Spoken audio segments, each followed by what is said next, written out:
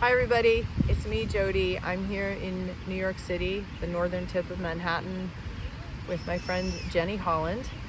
Hi. And Jenny has something she would like to say. Should I just go for it?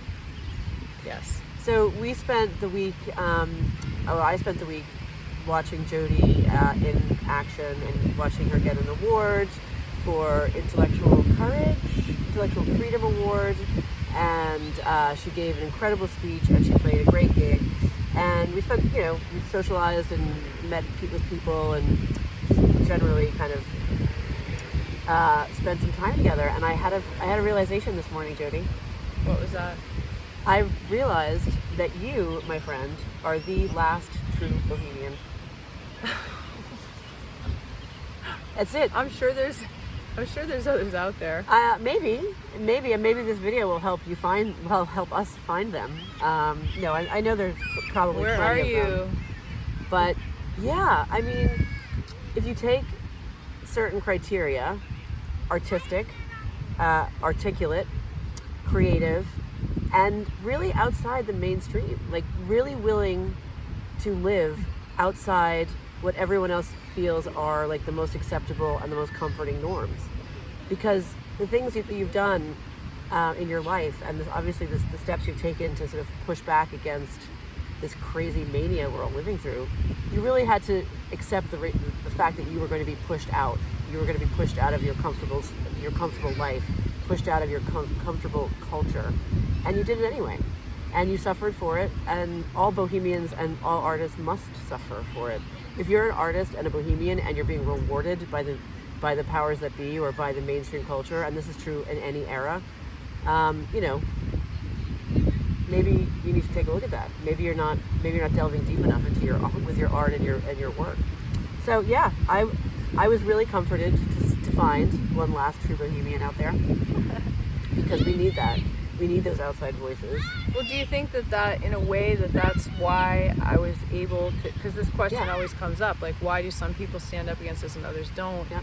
Maybe for me, maybe that helped me because I was already living on the margins, if you will. 100%. Because the interesting work always has to come from the margins. And it's like a cyclical thing where the people on the margins become more interesting and smarter, and they gather information and they kind of keep their powder dry, whilst the center becomes more and more corrupt and incompetent, and eventually then the people on the margins advance in and become the new dominant culture, and then the cycle starts all over again. And I just think we're at a turning point in this cycle. And I'm not saying that you and me are going to be like the dominant force of culture in the next anytime soon, and that's certainly not your aim nor mine. But it just kind of felt like that. Like we were this very small little group of interesting people who were willing to say, to F you to a lot of shibboleths and a lot of orthodoxies that are extremely harmful. And think of where your gig was. It was at the bitter end. And your this award ceremony was at the bitter end. It wasn't at a conference room or an auditorium or a university lecture hall. It was at the bitter end, which is literally the birthplace of the American counterculture in the 60s and like the folk rock era. And now, I feel like you're heir to that. I feel like you're a true heir to that. And I was really happy that I was able to witness it.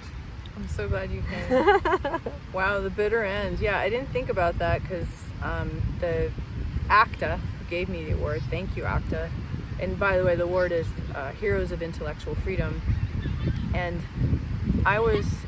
so far, I'm the only non-academic to receive it. All the other people who've gotten it are working as faculty or academics.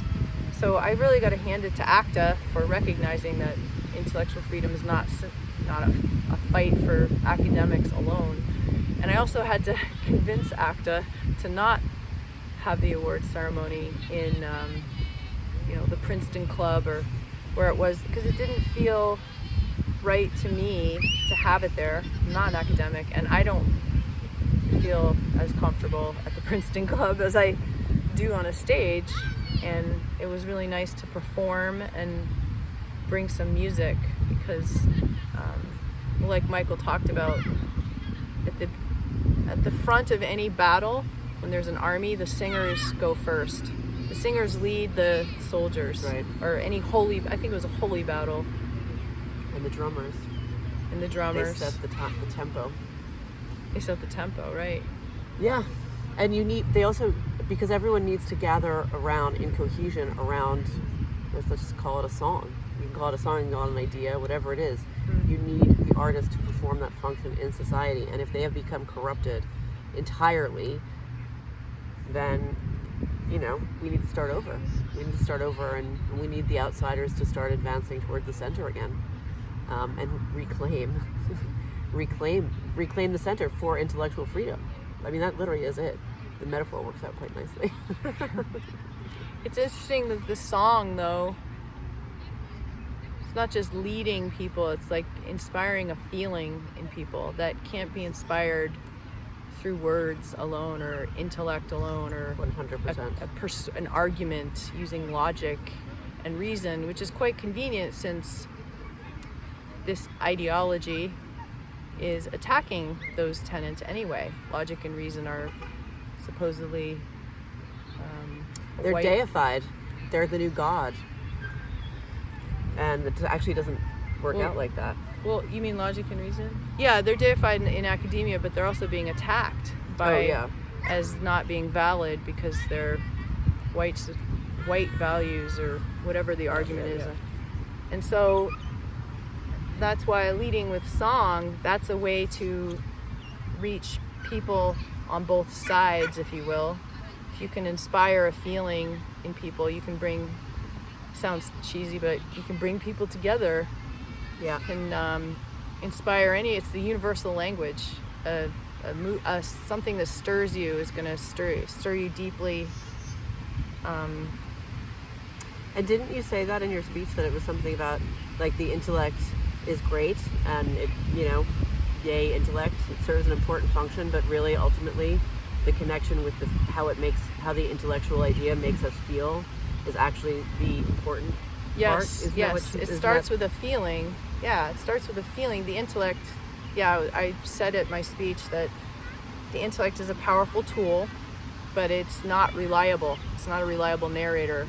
It's easily compromised and persuaded by other people's intellect. And so really when we have feelings and we ask our intellect to translate those feelings or assign meaning to them, we have to make sure our intellect is accurate. And sometimes if you examine the stories that your intellect is telling you about the feelings you're having, sometimes you'll find that story is not your own.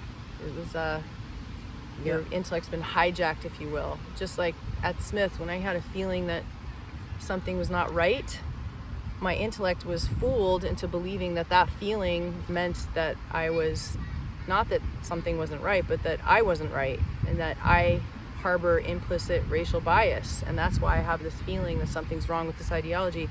So it wasn't until I really wrestled with my intellect and discovered that story didn't come from me, and that the reason I was having that feeling that something's wrong is because something was wrong. And that's when my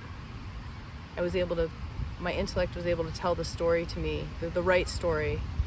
And that is really the day I became free.